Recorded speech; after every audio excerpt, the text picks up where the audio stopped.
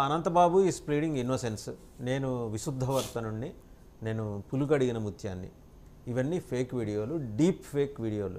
Artificial intelligence వచ్చి నిందితుల మీద, నేను దోషులన్న తేలేదాకా వాళ్ళు నిందితుల మీద ఏదో అసలు ఒక పరమాన్నం గురిపించినట్టే.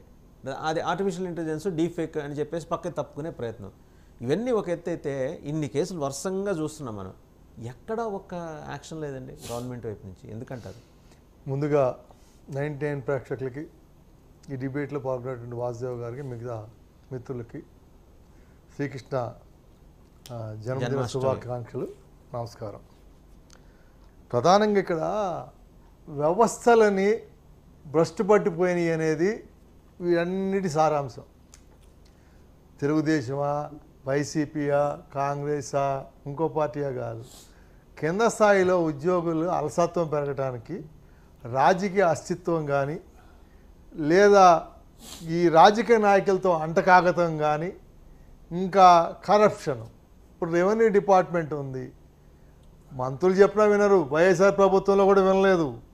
ఇప్పుడు ఈయన చెప్పిన వెంకటేశ్వర రెడ్డి గారి కథ చెప్తే అటువంటి కథలు వైసీపీ ప్రభుత్వంలో చాలా చూసాం మనం, వైసీపీ కార్యకర్తల మీద కూడా.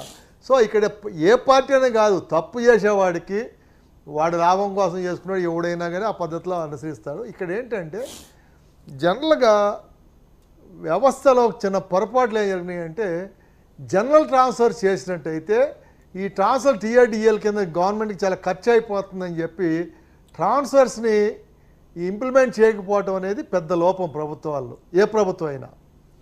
ప్రధానంగా వాడు అక్కడ ఉన్నాడు, గతంలో ఉన్నాడు, వాడిని ఎందుకు ఉంచుతావు నువ్వు? ఇప్పుడు డిఎండ్హెచ్ ఉంది, డిఎండ్హెచ్ ఎందుకు ఉంచుతున్నారు మీరు? ప్రక్షాళన చేయండి. మీకు ఎవరు చేయొద్దన్నారు? నేనేమంటున్నానంటే, చంద్రబాబు గారు ఒక కౌన్సిలింగ్ ప్రక్రియ అనేది ఉద్యోగుల చరిత్ర ఎప్పుడు లేనిది చంద్రబాబు గారు తీసుకొచ్చారు. అంతకుముందు ఏంటంటే పొలిటికల్ ఇంట్రెస్ట్లో ఎవడు ఇన్ఫ్లుయెన్స్ ఉంటే వాడు ట్రాన్స్ఫర్ ఎట్లా కాకుండా సీనియారిటీ బేసిస్గా వాడి మీద క్రమశిక్షణ చర్యలు ఉంటే అట్లా అని అన్నీ దృష్టిలో పెట్టుకుని కౌన్సిలింగ్ సీనియారిటీ ప్రకారంగా ఒక సిస్టమ్ పెట్టారు. ఆ సిస్టమ్ పరంగా పేస్తే మీకు ఫైనాన్షియల్ ఎక్స్పెండిచర్ కూడా ఉండదు. సో ఆ రకంగా తీసుకుని మొత్తం ట్రాన్స్ఫర్ చేయండి. ఇప్పుడు పాతోండి, ఇప్పుడు ఎలక్షన్ టైంలో ఏం చేస్తాము, పక్క జిల్లాలను తీసుకొస్తాం. ఎందుకు? ఇప్పుడు దాకా అక్కడ ఉన్న ఎంఆర్ఓ వాళ్ళు లోకల్ పొలిటీషియన్ అంటకాకుతారు కాబట్టి దూరంగా పోయినట్టయితే కొత్త వాళ్ళకి అంత ఉండదు అనే ఒక నిష్పక్షపాతి కోసం అట్లా మీరు చేయండి. అంతేగాని ఇప్పుడు ఇంకోటి, వ్యవస్థల్లో కులము మతము అనేది అన్నీ కూడా ఇంపీడ్ అయిపోయి ఉన్నాయి. దాన్ని ఎవడూ కూడా బైక్ లాగే పరిస్థితి లేదు. అదేంటంటే ఒక క్యాన్సర్ లాగా, వ్యాధిలాగా అందరిలో కూడా అది అది రక్తంలో కలిసిపోయినట్టుగా అయిపోయింది అది. సో దాన్ని ప్రక్షాళన చేయాలంటే దాని పరిష్కార మార్గాలు ఆలోచించాలి తప్ప మన డిబేట్లో చర్చించడం ఇంకోటి కదా. ఇంకా అనంతబాబు గారి ఇష్యూ వచ్చినట్టయితే, అనంతబాబు గారి విషయం మాట్లాడటమే ఇదేంటంటే రాజకీయ వ్యభిచారం గురించి మాట్లాడినట్టుగా వ్యక్తిగత వ్యభిచారాలు. ఇప్పుడు అనంతబాబు ఏమి శుద్ధపూస కాదు, ఆయన ఏమి ఏది శ్రీరామచంద్రుడు కాదు. ఇప్పుడు ఎప్పుడైతే driver dead body door delivery చేశాడంటే ఇటువంటి ఎన్నో కార్యక్రమాలు చేస్తే వాడు ఏ సాక్ష్యం అన్న వాడిని లేపే అనేది ఒక నిర్విధాంసమైన విషయం అది. సో అటువంటి విషయాల గురించి మనం మాట్లాడే కన్నా నేను అనుకునేది ఏంటంటే, ప్రభుత్వంలో కూడా డిబేట్లో కూటమికి సంబంధించినటువంటి బీజేపీ, టీడీపీ, జనసేన వారు ఉన్నారు కాబట్టి, సరే ప్రతిపక్షం గురించి మనకు అవసరం లేదు ఇక్కడ. సో ప్రతిపక్షం ఏంటంటే వాళ్ళు డిఫెండ్ చేసుకుంటే ఏదో చెప్తుంటారు, దాని గురించి పెద్ద విషయం మనం మాట్లాడాల్సిన అవసరం లేదు. కానీ అధికార పక్షం చేసే చూసిన ఏంటంటే, మీరు ఈవేళ సత్యకుమార్ యాదవ్ చెప్పిన చర్య తీసుకోవాలంటే అది మీ వైఫల్యం, అది మీరు ఒప్పుకోండి. లేదా దానికి పరిష్కారం మీ అధినాయకుడు చెప్పండి. ఈవేళ వ్యవస్థలో లోపాలు, ఇప్పుడు డిఎస్పీలని వాళ్ళని ఎట్లా చేశారు. అయితే ఒకటి, Rome was not in a built in day అన్నట్టుగా ఒకే రోజు మీరు 80 రోజులు, 90 రోజులు, 100 రోజులు ఏం కాదండి. ఇది అంత కింద లెవెల్లో వేళ్ళు ఉనికిపోయింది. ఆయన చెప్పింది విలేజ్ సెక్రటరీస్ వాళ్ళంతా నిర్లిప్తత అన్నీ ఉన్నాయి. కాకపోతే ఏంటంటే అక్కడున్న లోకల్ పొలిటీషియన్స్ తోటి, ఇప్పుడు వైసీపీ ప్రభుత్వంలో మాత్రం ఉద్యోగులను సహకరించేసారు అనుకోకండి మీరు. వాళ్ళు ఏం చేసేవారు, పోలీసులని వీళ్ళని అడ్డం పెట్టుకుని మాట్లాడుతాను, లోపలేస్తాను, బెదిరించి పని చేయించుకున్నారు తప్ప ఏ ఉద్యోగి ప్రేమతో చేయలా. మీరు అట్లా చేయకూడదనే ఆలోచనలో మీరుంటే అట్లా చేయమని నేనేం చెప్పను. కానీ దాని పరిష్కార మార్గాలు కనుగొనాలంటే ప్రస్తుతం ఎవడైతే అక్కడ ఉన్నాడో వాడిని స్థానభ్రంశం కలిగించండి, ట్రాన్స్ఫర్ చేయండి. ఇప్పుడు దాని వ్యవస్థలు రెవెన్యూ డిపార్ట్మెంట్, పోలీస్ డిపార్ట్మెంట్ కరప్షన్లో నెంబర్ 1 అనేది అది ఓపెన్ సీక్రెట్ అది. సో దాంట్లో ఏంటంటే వాడికి అక్కడ ఇప్పుడు మన అంటే దానికి ఉదాహరణకు చెప్తున్నా, తెలంగాణలో ధర్నీ పోర్టల్లో ఎంఆర్ఓలు లక్షల కరప్షన్లో ఎందుకు ఇదయ్యారు?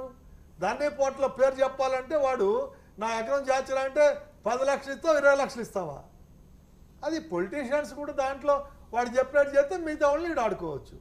సో ఇవన్నీ ఉన్నాయి కాబట్టి దీని మీద అడ్మినిస్ట్రేటివ్ పరంగా ఇంకా ఏంటంటే నేను నా అబ్జర్వేషన్ చెప్తున్నాను. ఇక్కడ సరే పార్టీ వాళ్ళు కూడా ఇంతకాలం 5 ఏళ్ళు మనం ఇబ్బంది పడ్డాం, మనకేదో చేయాలని ఆశ వాళ్ళకు ఉంది, ఈ కుటుంబం సంబంధించిన నాయకుల్లో పార్టీలో ప్రతిపక్షంలో ఉన్న వాళ్ళ మీద ఇమీడియట్ చర్యలు తీసుకోవాలని ఉంటుంది. కానీ అక్కడ ప్రియారిటీస్ ఏం కనపడుతున్నాయంటే ప్రభుత్వానికి ఈవేళ ఆర్థిక పరిస్థితులను దృష్టిలో పెట్టుకుని ప్రభుత్వం రన్ చేయాలంటే దీని ఆర్థికంగా పరిపుష్టి ఎట్టు తీసుకురావాలి అనే దాని మీద ముఖ్యమంత్రి గారు కాన్సన్ట్రేట్ చేస్తున్నాడు. అంటే వారం రోజుల్లో ఒక్కరోజు అంటే గతంలో కాకపోయినా ఒకరోజు ఈ ప్రజలకు సంబంధించి వీటికి గ్రీవెన్సెస్కి టైం ఇచ్చినా మిగతా 6 రోజులు పరిపాలన సంబంధించిన మీద కాన్సన్ట్రేట్ చేస్తున్నాడు. కానీ సిస్టమ్ అనేది ఇట్లా అలావుద్దీన్ అద్భుతం ఇలా అంటే మారిపోదు, అది ఇట్ విల్ టేక్స్ టైం. ఇప్పుడు ఇందాక కేసుల గురించి చెప్తున్నాను, వీడియోల గురించి చెప్తున్నాను. ఎన్ని రోజులు తీసుకుంటుంది సార్? ఇప్పుడు ఎన్ని రోజులు అంటే దానికి ఒకే ఒక ఉదాహరణ అండి, జగన్మోహన్ రెడ్డి కేసు ఏం చేయగలిగారు? కనీసం ట్రయల్ అయిందా? కోడికత్తి కేసు ట్రయల్ అయిందా?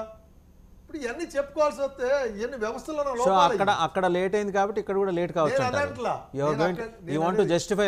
నేను అట్లా అంటలేదు, నేను ఆ ఉద్దేశంతో వ్యవస్థలో ఉన్న లోపాలని లొసుగుల్ని ముద్దాయిలు అనుకూలంగా మార్చుకుని దాన్ని పోస్ట్ పోన్ చేయటం, ఎవిడెన్స్ లేకుండా చేయటం. ఇప్పుడు పరిటాల రవి కేసు చూసుకోండి, ఒక్క సాక్ష్యం దొరికిందా మీకు? సాక్షిలో ఉన్న ప్రతి ఓడిని వల్ల ప్రతి ఓడిని చంపేశారు. ఎట్లా చంపారని ఎవడైనా చర్యలు తీసుకున్నారా? 14-19 తెలుగుదేశం ప్రభుత్వంలో మీరు 5 ఏళ్ళలో పరిటాల రవి సాక్షులు చంపిన వాళ్ళు అందరూ ఎట్లా చచ్చిపోయారని మీరు ఏమైనా చర్యలు తీసుకోగలిగారా? ఇవన్నీ ఏమవుతాయంటే ఇప్పుడు దొంగ అనేవాడు తప్పించుకోవడానికి అనేక ప్రయత్నాలు చేస్తాడు. ఆ ప్రయత్నాల్లో మనకేంటంటే రాజ్యాంగ వెసులుబాటు ఏంటంటే జ్యుడిషియరీలో ఒక నిర్దోషికి శిక్ష పడకూడదు అనే దాన్ని కొన్ని వెసులుబాట్లు ఇస్తే నిర్దోషులు దాన్ని ఉపయోగించుకోవడానికి పక్క పెట్టి దొంగలు దాన్ని ఉపయోగించుకుని దాన్ని వాయిదాలు వేస్తారు. రైట్ అండి, let us continue this debate some other day. Time కూడా పూర్తిగా అయిపోయింది. నిమిషం కూడా కాదు, హాఫ్ మినిట్. ఇప్పుడు వీడియోలు ఉన్నారు, వీడియోలకు సంబంధించి అన్నీ కూడానండి పూనాలో ల్యాబ్ ఉంది. ల్యాబ్ చేస్తే దానిలో స్క్రీన్ చేస్తే ఎడిట్ చేశారు ఏమనేది క్లియర్గా తెలిసిపోతుంది. కాకపోతే దానికి సిస్టానికి వీళ్ళు పెట్టడానికి లేదు. కోర్టుకి ఇన్ఫార్మ్ చేయాలా, ఎఫ్ఐఆర్ చేసిన కోర్టు పర్మిషన్ తీసుకోవాలి, ఇవన్నీ ప్రొసీజర్స్.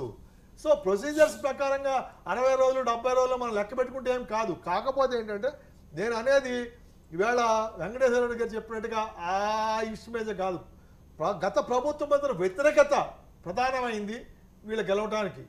వీళ్ళు చెప్పిన పాజిటివ్లు 10% అయితే